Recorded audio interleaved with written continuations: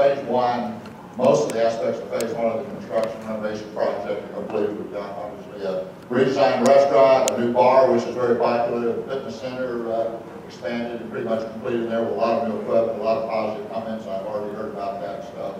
Again, I just want to commend the general manager and the staff, Gary and his department, as well as the food and beverage manager and all the staff for all the hard work that's gone into that. I think obviously that there are a few perhaps discrepancies that need to be cleared up, and there's always a checklist of things that needs to be looked at with respect to any new facilities. But again, I want to just commend them for an extraordinary job in getting this done. I think there's a lot of excitement on the part of our residents with respect to the use of facilities. A good example is the bar is packed almost every night, and it's just again, I want to thank the finance committee and the reserve control committee and their leadership for a lot of extra hard work. I know that sometimes we've met on very short notice, and there's been a lot of extra time helping us with some of the calculations and taking a look at the documentation, etc. So it's been a real team effort. I want to thank the board of construction committee that worked on that, the interior design committee, all the work that's been done. Anyway, we've got something to be proud of, and I just want to thank everybody involved for that. I'll turn it over to the general manager for his comment. I don't have any remarks. I'm going to close the kitchen door so we're not interrupted. Financial report, Kevin. Is this on? Okay. What I'll do is I'll read out what the results were for year-to-date through October, how we did versus budget for the 10 months, and also how we're doing this year versus last year. For operating income, and that's our revenue less expenses, we had more revenue than expenses. The operating income through October was $260,000, and essentially because the budget shows no operating income, that entire $260,000 is better than budget.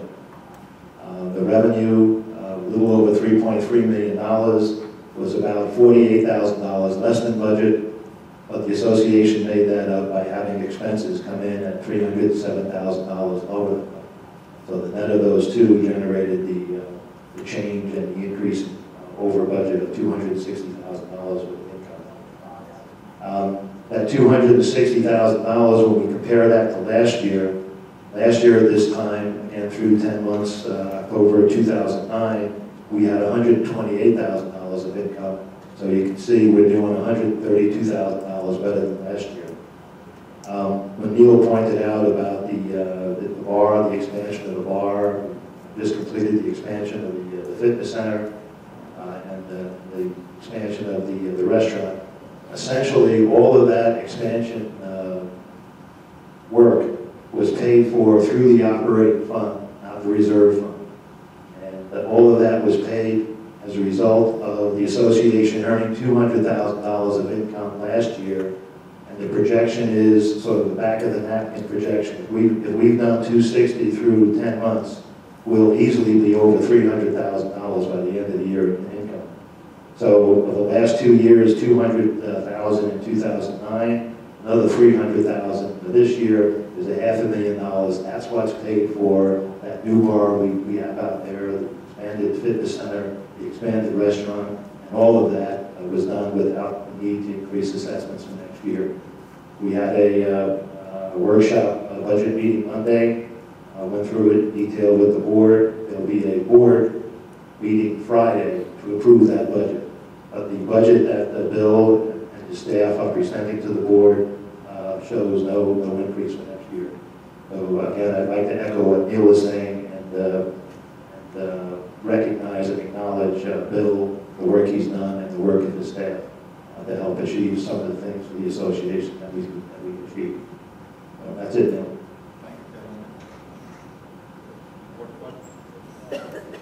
Any more questions or comments on the financial report? Seeing none. We'll take up the approval of the minutes, approved minutes from the October 20th, 2010 board meeting. Do I have a motion? Second. Any discussion?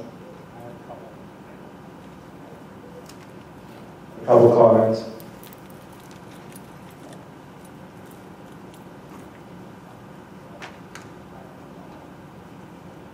First one regarding the motion amended by Ms. Benedetti and seconded by Ms. Page to accept management's recommendations, but to strike out the clause to grandfather in the seasonal and nine-hole prepaid golf rates. That statement is entirely accurate, but it does not meet the intent of what the discussions that ensued were attempting to do. The recommendation by management was to simplify prepaid golf membership to one level of membership. The response was to grandfather the seasonal membership for 2011. No new sign-ups would be allowed for 2012. By striking out the grandfather seasonal membership clause, you have in essence eliminated 2 of the 3 levels of prepaid golf.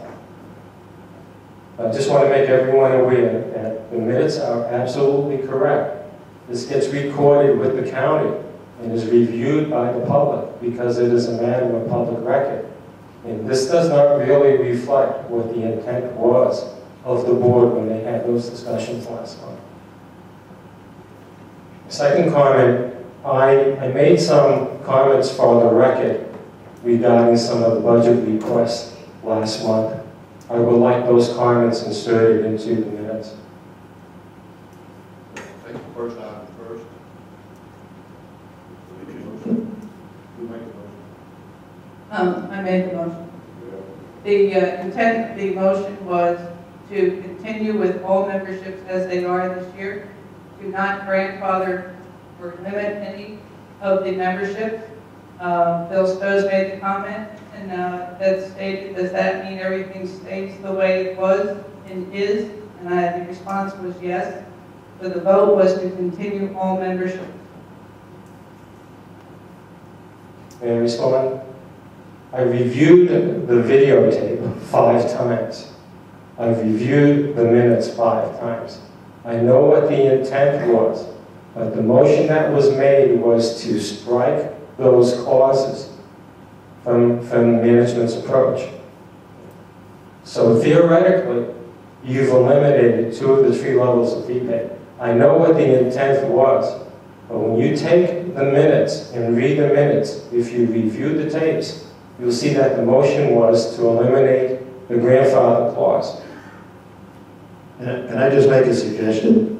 To eliminate any uncertainty, could we just take another vote to indicate what it is, what the intent of the board was?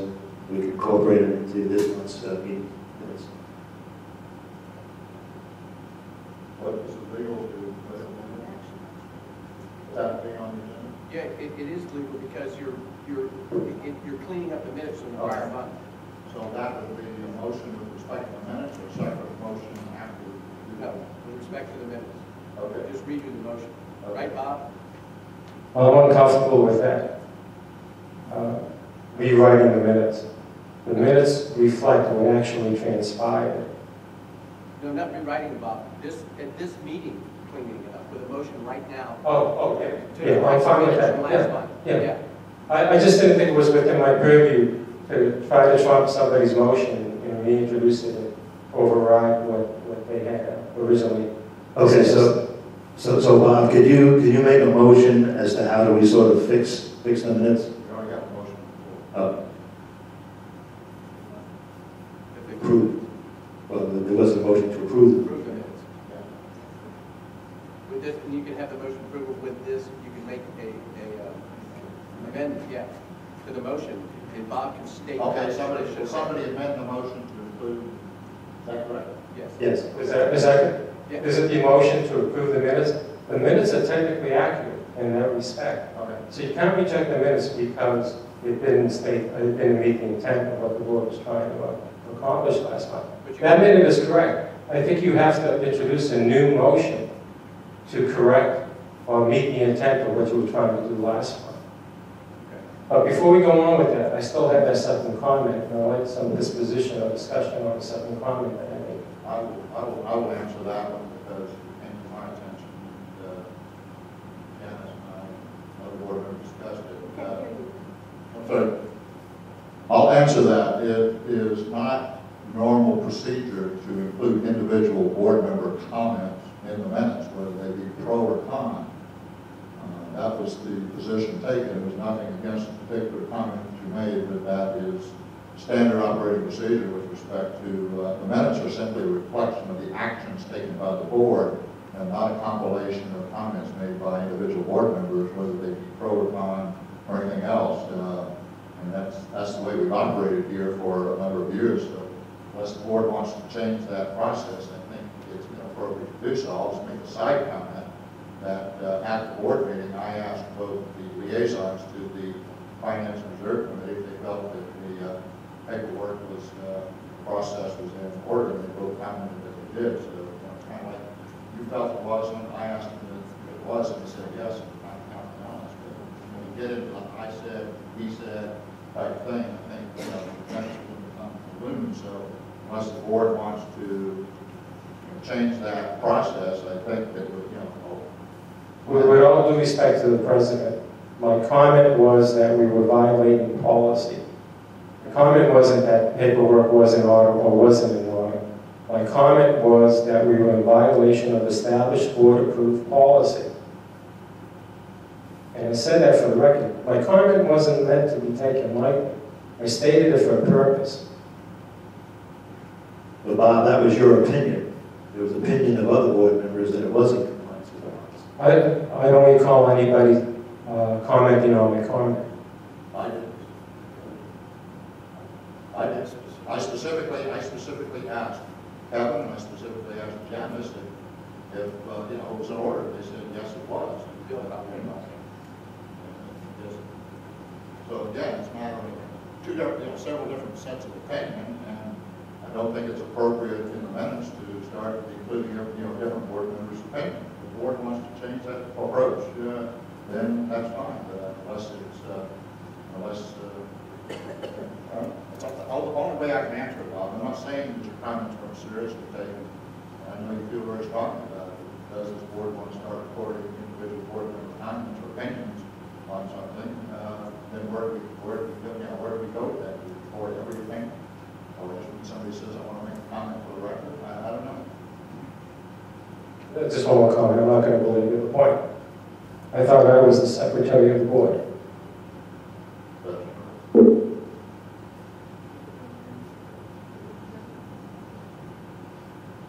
somebody want to restate for clarification, does someone want to restate what the intent of the motion was in last month's board meeting?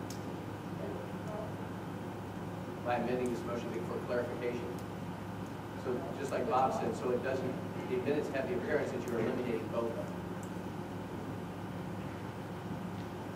So you need to amend the motion on the floor. Okay, we have an amendment. For the clarification of what the intent of the board was when you passed it. Okay, what is the motion?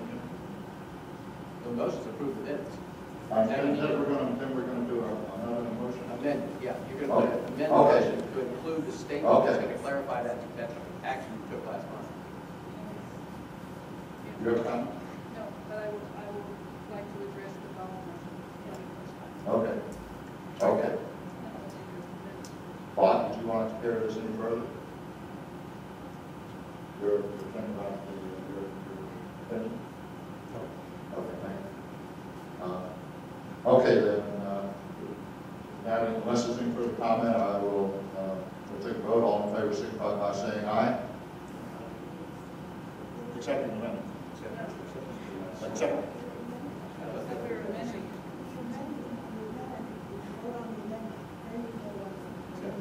We're going to vote on the amendment. That's what I thought. Yeah, and then you accept the amendment. Okay, then who's going to make a motion for the amendment? I'll make a motion for the amendment. The intent of the amendment is to clarify memberships for golf to include non-grandfathering of any memberships and to permit all memberships to continue as is, that being an annual membership, a seasonal membership, and a 9-hole membership. I'll second. Okay. I'd like to make a comment. Discussion.